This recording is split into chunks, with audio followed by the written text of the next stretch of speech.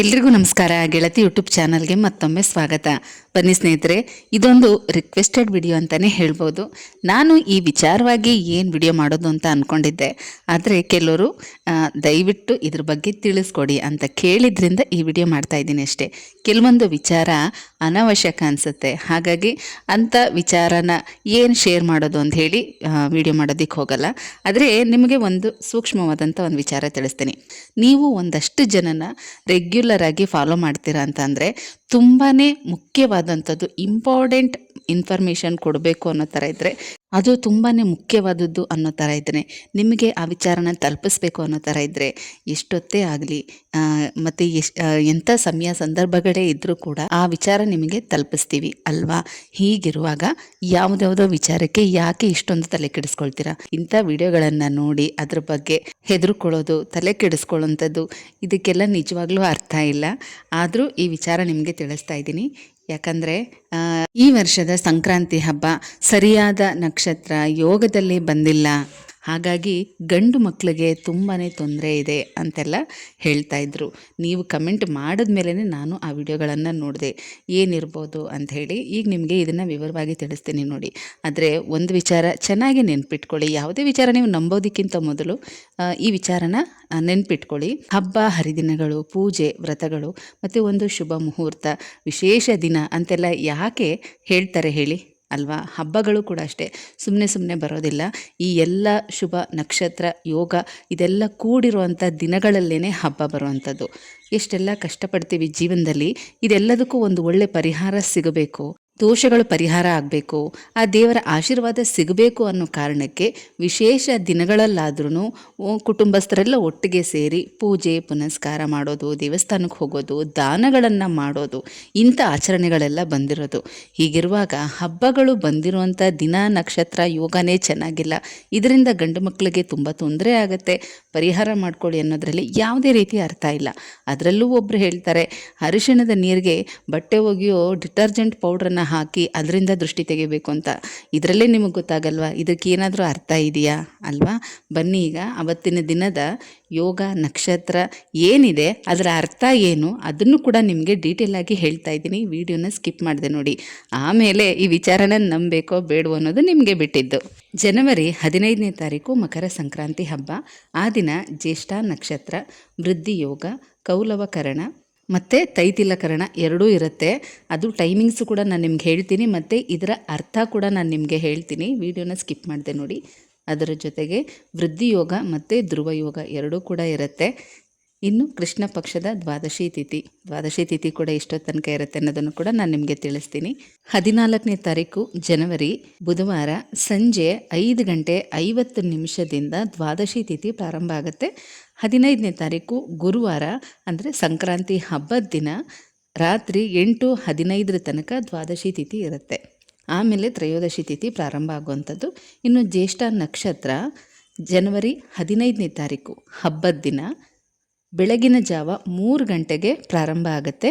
ಮತ್ತು ಮಾರನೇ ದಿನ 16ನೇ ತಾರೀಕು ಬೆಳಗ್ಗೆ 5:40ಕ್ಕೆ ಮುಕ್ತಾಯ ಆಗುತ್ತೆ. ಆಮೇಲೆ ಮೂಲ ನಕ್ಷತ್ರ ಪ್ರಾರಂಭ ಆಗುತ್ತೆ. ಇನ್ನು ಕರಣಗಳು, ಕೌಲವ ಅಂದರೆ ಏನು ಅನ್ನೋ ಅರ್ಥ ನಾನು ನೆಕ್ಸ್ಟ್ ನಿಮಗೆ ಹೇಳ್ತೀನಿ.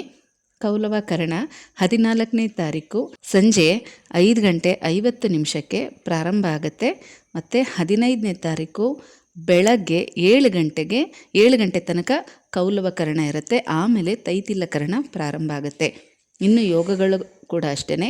ವೃದ್ಧಿ ಯೋಗ ಜನವರಿ 14ನೇ ತಾರೀಕು ರಾತ್ರಿ 7:50 ವೃದ್ಧಿ ಯೋಗ ಪ್ರಾರಂಭ ಆಗುತ್ತೆ. 15ನೇ ತಾರೀಕು ರಾತ್ರಿ 8:30 ತನಕ ಇರುತ್ತೆ. ಅಲ್ಲಿಗೆ ಲೆಕ್ಕ ಹಾಕ್ಕೊಳ್ಳಿ, ಆ ದಿನ ಪೂರ್ತಿ ನಮಗೆ ವೃದ್ಧಿ ಯೋಗ ಇರುತ್ತೆ. ವೃದ್ಧಿ ಅಂದ್ರೇ ಎಲ್ಲದರಲ್ಲೂ ಅಭಿವೃದ್ಧಿ ಅನ್ನೋ ಸಂಕೇತ. ಅದರಲ್ಲೂ ಗುರುವಾರ ಗುರುಗಳ ವಾರ. ನಮ್ಮ ಪ್ರತಿಯೊಂದು ಕೆಲಸಕ್ಕೂ ಗುರುಬಲ ಅನ್ನೋದು ಬೇಕೇ ಬೇಕು. ಹಾಗಾಗಿ ಗುರುವಾರ ಕೂಡ ತುಂಬಾ ಒಳ್ಳೆಯದು. ಇನ್ನು ನಂಬರ್ ಹೇಳೋದಾದರೂ ಕೂಡ 15 ಅಂದರೆ 1, 5, 6 ಆಗುತ್ತೆ.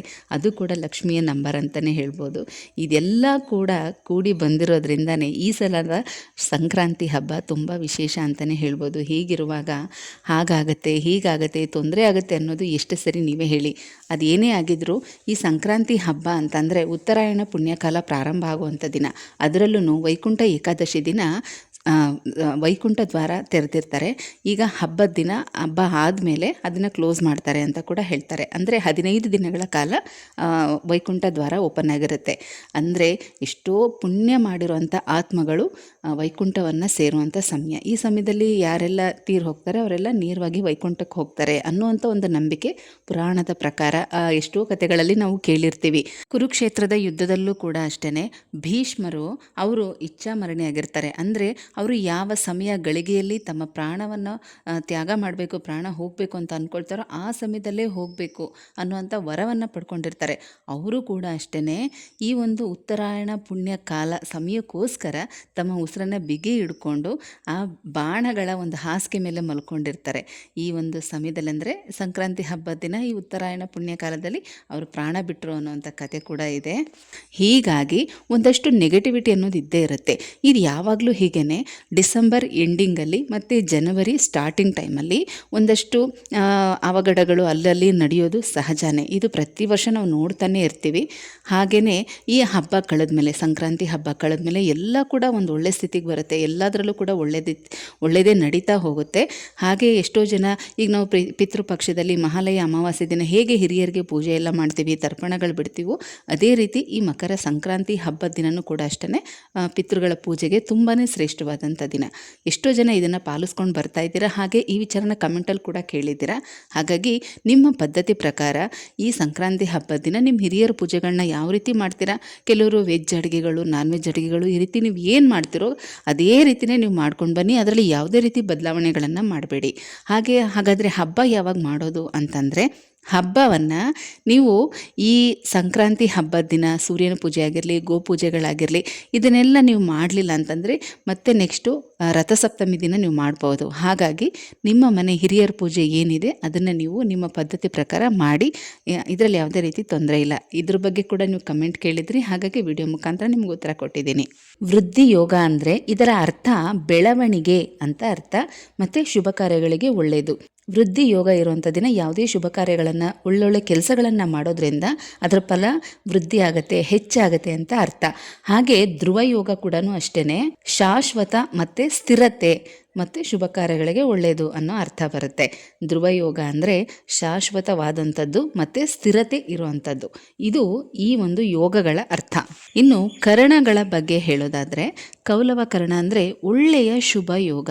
ಮತ್ತು ಮದುವೆ ಮಾಡೋದಕ್ಕೂ ಕೂಡ ವಧುವನ್ನು ನೋಡೋದಕ್ಕೆ, ಅಂದರೆ ಹುಡುಗಿ ನೋಡೋದಕ್ಕೆ ಹೋಗುವಂಥವರು ಕೂಡ ಇಂಥ ಕರಣಗಳು, ಯೋಗಗಳು ಇರುವಂಥ ದಿನ ಹೋದರೆ ಆ ಮದುವೆ ಯಶಸ್ವಿಯಾಗತ್ತೆ ಅನ್ನುವಂಥ ಅರ್ಥ. ಜೊತೆಗೆ ಪ್ರೀತಿ, ಅಲಂಕಾರ, ಒಟ್ಟಿನಲ್ಲಿ ಕೌಲವ ಕರ್ಣ ಅಂದರೆ ತುಂಬ ಒಳ್ಳೆಯದು ಅನ್ನುವಂಥ ಅರ್ಥ. ಅದಾದಮೇಲೆ ನಮಗೆ ಹಿಂದೆಯೇ ತೈತಿಲ ಕರ್ಣ ಕೂಡ ಪ್ರಾರಂಭ ಆಗುತ್ತೆ. ಅದು ಕೂಡ ಅಷ್ಟೇ ಶುಭ ಯೋಗ. ಪಟ್ಟಾಭಿಷೇಕ ಪ್ರಸಿದ್ಧಿಯಾಗಲು ಮನೆಗೆ ಸಂಬಂಧಿಸಿದಂಥ ಚಟುವಟಿಕೆಗಳಿಗೆ ತುಂಬ ಒಳ್ಳೆಯದು. ಅಂದರೆ ಅರ್ಥ ಮಾಡ್ಕೊಳ್ಳಿ, ಪಟ್ಟಾಭಿಷೇಕ ಮಾಡುವಂಥ ಮುಹೂರ್ತ ಅಂತ ಅಂದಮೇಲೆ ಹಬ್ಬಗಳನ್ನು ಆಚರಣೆ ಮಾಡೋದ್ರಲ್ಲಿ ಏನಾದರೂ ತಪ್ಪಿದೆಯಾ? ತೈತಲೀಕರಣ ಅಂತಂದರೆ ಪಟ್ಟಾಭಿಷೇಕ. ಮತ್ತು ಇಂಥ ಸಮಯದಲ್ಲಿ ಯಾವುದೇ ಒಂದು ಕೆಲಸ ಮಾಡಿದ್ರೂ ಕೂಡ ಅವರು ತುಂಬ ಪ್ರಸಿದ್ಧಿಯಾಗ್ತಾರೆ. ಅದರ ಜೊತೆಗೆ ಇನ್ನೊಂದು ಗರಜಕರಣ ಅಂತ, ಯಾಕಂದರೆ ಬ್ಯಾಕ್ ಟು ಬ್ಯಾಕ್ ಯಾವಾಗಲೂ ಅಷ್ಟೇ ಅಲ್ವಾ. ಇವಾಗ ಯಾವುದೇ ತಿಥಿ ನಕ್ಷತ್ರಗಳು ಸೂರ್ಯೋದಯಕ್ಕಿಂತ ಮೊದಲು, ಸೂರ್ಯೋದಯ ಆದಮೇಲೆ ಈ ರೀತಿ ಎಲ್ಲ ಪ್ರಾರಂಭ ಆಗುತ್ತೆ.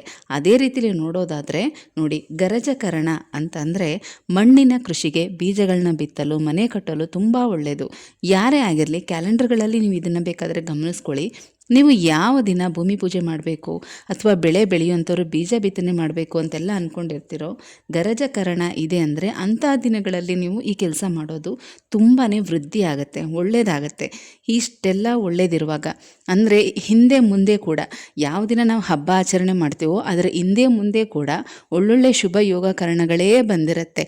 ಹಾಗಾಗಿಯೇ ಇಂಥ ದಿನಗಳಲ್ಲಿ ಹಬ್ಬ ಆಚರಣೆಗಳೆಲ್ಲ ಬರೋದು ತುಂಬಾ ಒಳ್ಳೆಯದು. ಅದರಲ್ಲೂ ತುಂಬ ವಿಶೇಷ ಅಂತಲೇ ಹೇಳ್ಬೋದು. ನನಗೆ ತಿಳಿದಿರೋಂಥ ಅಷ್ಟು ವಿಚಾರ ನಾನು ನಿಮಗೆ ತಿಳಿಸಿದ್ದೀನಿ.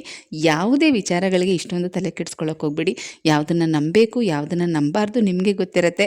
ನಾನು ಆಗಲೇ ಹೇಳ್ದಾಗೆ ನೀವು ಒಂದಷ್ಟು ಜನನ ಫಾಲೋ ಮಾಡ್ತಾ ಇರ್ತೀರ, ಅದು ಕಂಟಿನ್ಯೂಸ್ ಆಗಿ ರೆಗ್ಯುಲರ್ ಆಗಿ ನೀವು ಫಾಲೋ ಮಾಡ್ತೀರಾ ಅಂತಂದರೆ ಈ ಥರ ಸೂಕ್ಷ್ಮ ವಿಚಾರಗಳನ್ನ ತಿಳಿಸ್ಬೇಕು ಅಂತ ಅಂದರೆ ಅವರೇ ತಿಳಿಸಿರ್ತಾರೆ. ಅವರಂಥ ವಿಚಾರಗಳನ್ನ ತಿಳಿಸಿಲ್ಲ ಅಂದಮೇಲೆ ಅದಕ್ಕೆ ಮಹತ್ವ ಇಲ್ಲ, ಅದರ ಅವಶ್ಯಕತೆ ಇಲ್ಲ ಅಂತ ಅರ್ಥ. ಮತ್ತು ತುಂಬ ಜನ ಕೇಳ್ತಾ ಇದ್ದೀರಾ, ಪೀರಿಯಡ್ಸ್ ಆಗಿ 4 ದಿನ ಆಗಿದೆ, 5 ದಿನ ಆಗಿದೆ, ನಾವು ಪೂಜೆ ಮಾಡಬೇಕಂತ. ದಯವಿಟ್ಟು ಅರ್ಥ ಮಾಡ್ಕೊಳ್ಳಿ. ನಿಮಗೆ ಬ್ಲೀಡಿಂಗ್ ಸ್ಟಾಪ್ ಆಗಿದ್ದರೆ ಖಂಡಿತವಾಗ್ಲೂ ಮಾಡಿ, ಇಲ್ಲ ಅಂದರೆ ಮಾಡೋಕ್ಕೆ ಹೋಗಬೇಡಿ. ನಾನು ಆಗಲೇ ಹಿಂದಿನ ವಿಡಿಯೋಯಿಂದ ಹೇಳ್ತಾನೆ ಇದ್ದೀನಿ, ಈ ಸಲ ಪೀರಿಯಡ್ಸ್ ಪ್ರಾಬ್ಲಮ್ ಇತ್ತು, ಸೂತಕಗಳಿತ್ತು ಅಂತ ಹೇಳಿ ನೀವು ಹಬ್ಬ ಮಾಡೋದಕ್ಕಾಗಲಿಲ್ಲ ಅಂದರೆ ಯೋಚನೆ ಮಾಡಬೇಡಿ. 25ನೇ ತಾರೀಕು, ಇದೇ ತಿಂಗಳು 25ನೇ ತಾರೀಕು ರಥಸಪ್ತಮಿ ಇರುತ್ತೆ. ಅವತ್ತಿನ ದಿನ ಬೇಕಾದರೆ ನೀವು ಇದೇ ರೀತಿಯೇ ಸೂರ್ಯನ ಪೂಜೆ, ಗೋಪೂಜೆ ಎಲ್ಲನೂ ಕೂಡ ಮಾಡಬಹುದು. ಈಗ ನಿಮಗೆ ಇದ್ದಂಥ ಗೊಂದಲಗಳು ಕಡಿಮೆ ಆಗಿದೆ ಅಂತ ಅಂದ್ಕೊಂಡಿದ್ದೀನಿ. ಇನ್ನಷ್ಟು ಮಾಹಿತಿ ಜೊತೆಗೆ ಮುಂದಿನ ವಿಡಿಯೋದಲ್ಲಿ ಸಿಗ್ತೀನಿ. ಹೋಗಿ ಬರಲಾ?